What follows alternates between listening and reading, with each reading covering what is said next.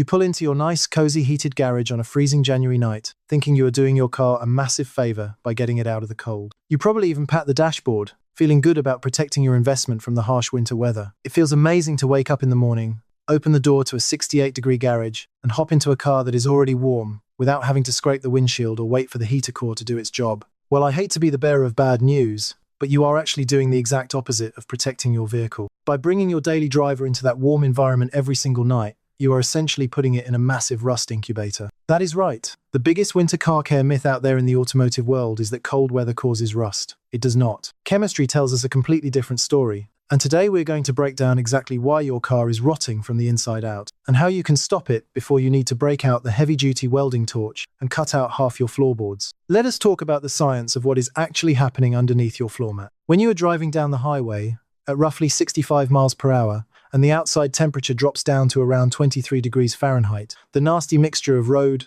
salt, ice, and dirty slush packed onto the bottom of your car is completely frozen solid. In that frozen state, the oxidation process, which is just the scientific term for rust, is practically stopped dead in its tracks. The moisture simply cannot react with the bare metal when it is locked up as ice. But then you pull into your garage that is heated up to a comfortable room temperature. Over the next few hours, all that ice melts. The water mixes with the heavy road salt, and suddenly that dormant chemical reaction wakes up and goes into overdrive. For roughly every 18 degrees Fahrenheit increase in ambient temperature, the speed of that chemical reaction essentially doubles. You are literally cooking the metal of your suspension, your subframe, and your floor pans. If you have a heated garage, you need to make absolutely sure the undercarriage is completely clean before parking it inside for the night. Otherwise, you are honestly much better off leaving the car outside in the driveway, or under a well-ventilated carport where the natural air circulation can dry out the moisture without the massive heat bump accelerating the corrosion. And speaking of road salt, we really need to talk about what the local road maintenance crews are actually putting down on the asphalt these days. It is not just the old-school chunky rock salt anymore,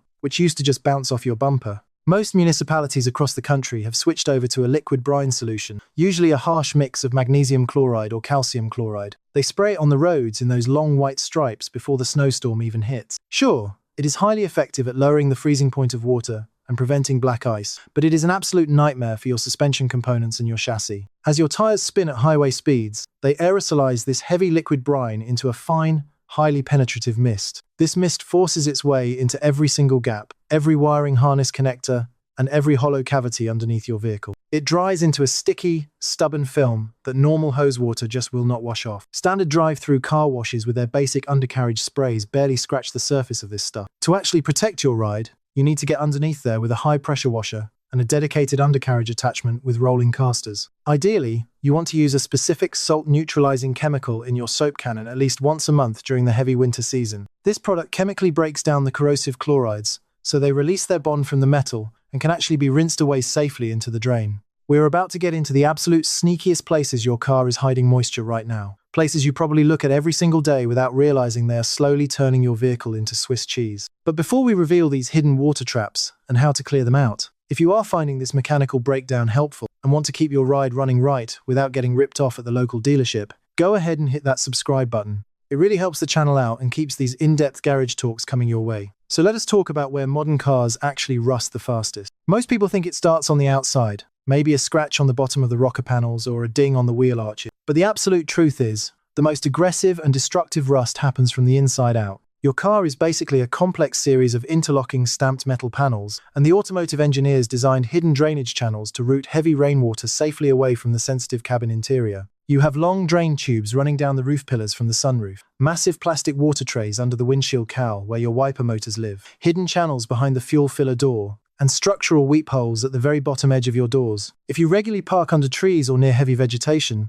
these channels get packed tight with decaying leaves, pine needles, sticky pollen, and everyday road dirt. It basically turns into compost inside your car. When those drains clog up, the water has nowhere to go. It just sits there, trapped against the bare sheet metal inside the dark body cavities. A vehicle with clogged drainage channels will rot out 4 times faster than a vehicle with clear ones. And the fix for this is incredibly simple and costs almost nothing. For the sunroof, do not ever use compressed air, because you will blow the rubber tubes right off the fittings inside the headliner. Instead, just take some heavy-duty nylon weed whacker line, the thick kind you use for your lawn trimmer, and gently feed it down the drain holes located in the front corners of the sunroof track. Push it through until you feel the blockage clear, then pour a little bit of hot water down there to flush out the remaining debris. You should see it puddle on the ground behind the front tires. For the doors, take a simple wooden toothpick or the tip of your ignition key and poke it up into the little rectangular slots at the bottom edge of the metal door shell. If rusty water suddenly starts pouring out onto your shoes, congratulations! You just saved your door from turning into a rolling aquarium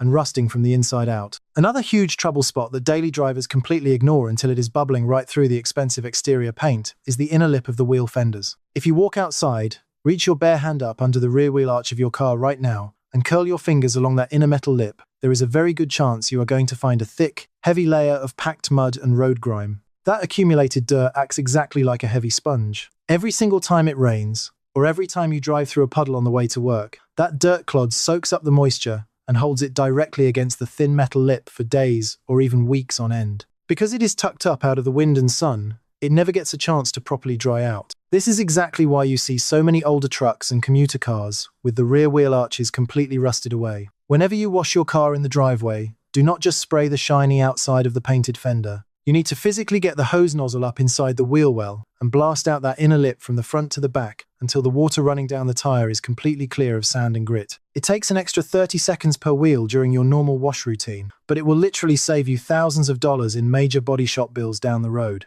Now, I'm about to reveal a major rust issue that has absolutely nothing to do with rain, snow, or road salt, and it completely catches even experienced car guys totally off guard. It is something you might be actively doing to your car right now, just by running normal daily errands. But real quick, right before we expose this silent killer and how to easily avoid it, make sure you subscribe to the channel so you do not miss out on the mechanical repair secrets we cover here every single week. Alright, let us talk about your daily driving habits, specifically the unseen damage caused by frequent short trips. You might think you are keeping your mileage low, preserving the vehicle resale value, and doing the engine a favor by only driving 2 or 3 miles a day to the local grocery store or the gym. But mechanically speaking, you are systematically destroying your entire exhaust system. Internal combustion engines produce a massive amount of water vapor as a natural chemical byproduct of burning gasoline. When you first start your engine on a cold morning, the entire run of the exhaust pipe, the catalytic converter, the resonator, and the muffler are all freezing cold. That hot water vapor travels down the pipe straight from the exhaust manifold, hits the cold steel inside the massive muffler chamber,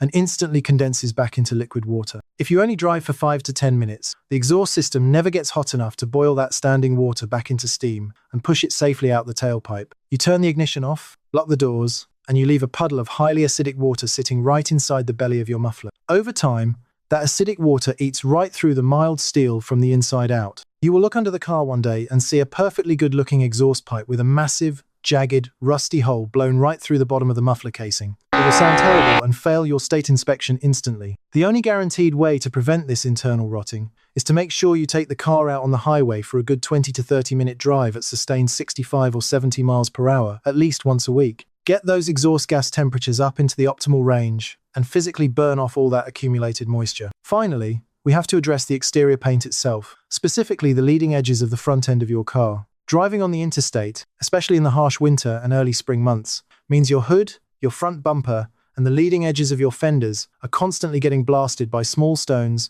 gravel, and debris kicked up by the heavy tires of the semi-trucks in front of you. Every single time a rock chips your clear coat and base coat, it exposes the bare sheet steel underneath directly to the harsh elements. During your spring detailing session, you really need to get up close and personal with your paint job and identify exactly what kind of rust you are looking at. Sometimes you will notice little orange specks all over the lower half of the doors and the rear hatch. That is usually just environmental iron fallout from train tracks or heavy brake dust from your own brake pads that has embedded itself into the soft clear coat. It is entirely superficial, and you can easily and safely remove it with a standard automotive clay bar and some good quality detailing spray lubricant. But if you inspect the hood and see a rock chip that has turned dark brown in the center, that means the rust is already actively eating into the bare metal. You need to lightly sand that tiny spot with a fiberglass prep pen to remove the oxidation and then seal it up with proper touch-up paint. If you look at your door bottoms or fenders and see the paint actually bubbling up and raising off the smooth surface, that is a massive red flag. That means the rust is actively spreading underneath the paint layer, physically lifting it up as the iron oxide expands. If you ignore bubbling paint, it will quickly turn into full-blown perforation, meaning a physical hole straight through the metal panel. And once the metal is completely rusted through,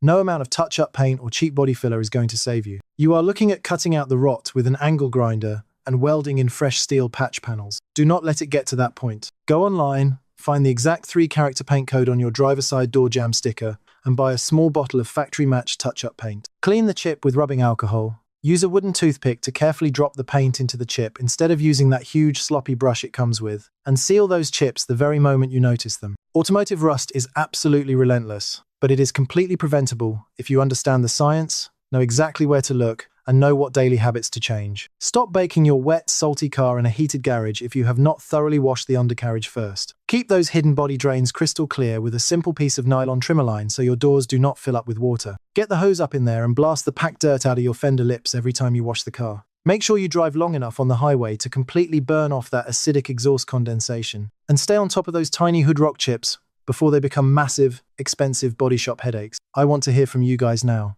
Head down into the comments section and tell me what the rust situation looks like on your current daily driver, or let me know what kind of weird check engine error codes or sudden MPG drops you have been dealing with lately. Let us get a solid mechanical conversation going down there and help each other out. And if you got some solid, actionable value out of this video today, hit that subscribe button, give the video a thumbs up, and I will see you all in the next garage session. Keep those wrenches turning and stay safe out on the road.